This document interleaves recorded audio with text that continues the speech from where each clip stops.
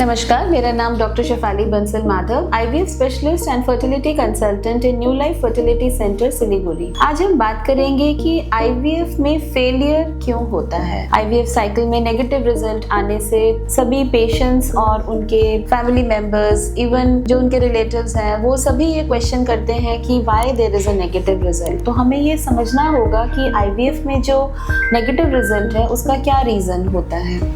अब ये जानने से पहले हमें ये जानना ज़रूरी है कि आईवीएफ की प्रोसीजर में सक्सेस होने के लिए इम्पॉर्टेंट फैक्टर्स क्या हैं। फर्स्ट इम्पॉर्टेंट फैक्टर जो है वो है एम्ब्रियो की क्वालिटी। जो भ्रूण हम यूट्रस में इम्प्लांट करने वाले हैं उस भ्रूण की क्वालिटी क्या है। जब हम आईवीएफ साइकिल शुरू करते हैं तो सबसे पहले हम वाइफ की एग क्वालिटी और हस्बैंड की स्पर्म क्वालिटी को असेस करते हैं। वाइफ की एग क्वालिटी को चेक करने के लिए ट्रांसवैजाइनल अल्ट्रासाउंड होता है, AMH लेवल्स होते हैं, हार्मोन टेस्ट होता है, जिससे हमें पता चलता है कि नंबर एंड क्वालिटी एग की कैसी है। और स्पर्म के लिए जो है semen analysis test, sperm DNA fragmentation test, sperm quality, sperm count, number और उनकी मॉर्फोलॉजी को असेस किया जाता है।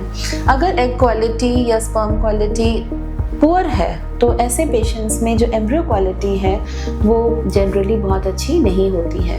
और A ग्रेड एम्ब्रियोज जो बेटर क्वालिटी एम्ब्रियोज हैं उसमें सक्सेस चांसेस बेटर होते हैं। अगर क्वालिटी B या C है तो ऐसे पेशेंट्स में नेगेटिव रिजल्ट आने का रिस्क रहता है। तो ऐसे पेशेंट्स में जहाँ पर एम्ब्रियो डाउटफुल है वहाँ पर हम जेनेटिक टेस्ट भी कर सकते हैं, जिसे हम PGTA बोलते हैं, प्री इम्प्लांटेशन जेनेटिक टेस्ट, जिसमें सपोज किसी पेशेंट की एज ज़्यादा है, फीमेल की एज ज़्यादा है, मोर देन 35, 36, या उनकी प्रीवियस मल्टीपल मिसकैरेजेस की हिस्ट्री है या प्रीवियस फेल्ड IVF है, तो ऐसे हम पेशेंट्स में PGTA टेस्ट करके एम्ब्रियोज को टेस्ट कर सकते हैं कि उसमें कोई क्रोमोसोमल एब्नॉर्मैलिटी या जेनेटिक प्रॉब्लम्स हैं। जनरली अगर किसी पेशेंट में जेनेटिक प्रॉब्लम्स देखते हैं तो ऐसे एम्ब्रियोज को फिर हम इम्प्लांट नहीं करते हैं। सेकेंड जो इम्पॉर्टेंट चीज़ है सक्सेस के लिए वो है यूट्राइन लाइनिंग। जब हम यूट्रस को असेस करते हैं तो उसमें ट्रांसवैजाइनल अल्ट्रासाउंड फर्स्ट टेस्ट है, जिससे हम एंडोमेट्रियम लाइनिंग या यूट्रस की लाइनिंग है उसको हम चेक करते हैं, जिसमें लाइनिंग की साइज, ट्रिपल लेयर पैटर्न,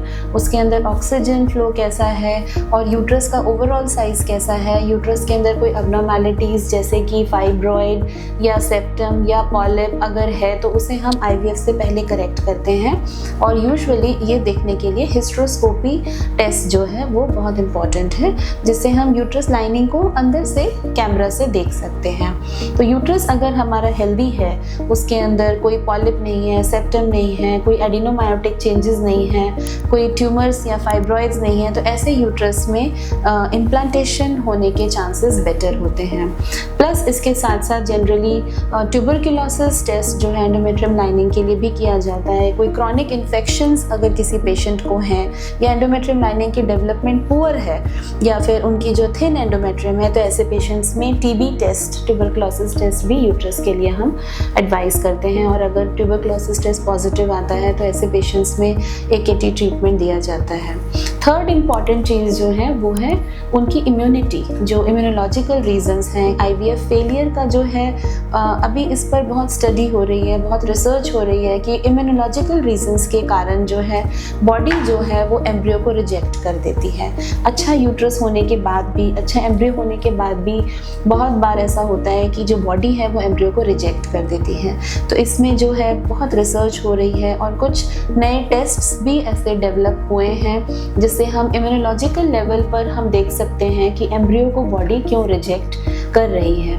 तो ये कुछ रीजंस हैं जिसके कारण से IVF साइकिल में नेगेटिव रिजल्ट आ सकता है।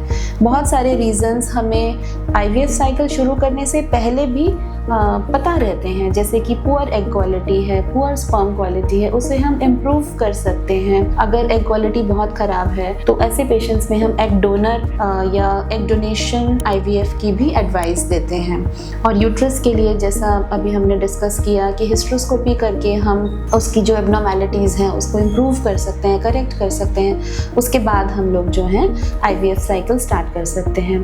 Third thing is tubal hydrosalpinx. बहुत बार हमने देखा है किसी पेशेंट्स के प्रीवियस पेल्विक इन्फेक्शंस अगर हैं या फिर ट्यूबरक्लोसिस की हिस्ट्री है, तो ऐसे पेशेंट्स में ट्यूब्स में जो है वो हाइड्रोसैल्पिंग्स फ्लूइड जमा हो जाता है।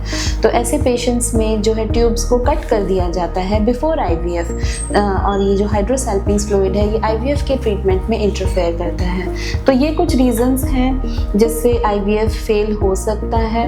और जब भी हम कोई फेलियर पेशेंट देखते हैं या प्रीवियस किसी और सेंटर में अगर कोई पेशेंट ने IVF किया है और वो सक्सेस नहीं हो पाया, नेगेटिव रिजल्ट आया है, तो नेक्स्ट IVF साइकिल शुरू करने से पहले इन सभी फैक्टर्स को हमें असेस करना है और इम्प्रूव करना है, और उसके बाद ही हम जो है सेकेंड IVF साइकिल के लिए स्टार्ट करते हैं। Thank you.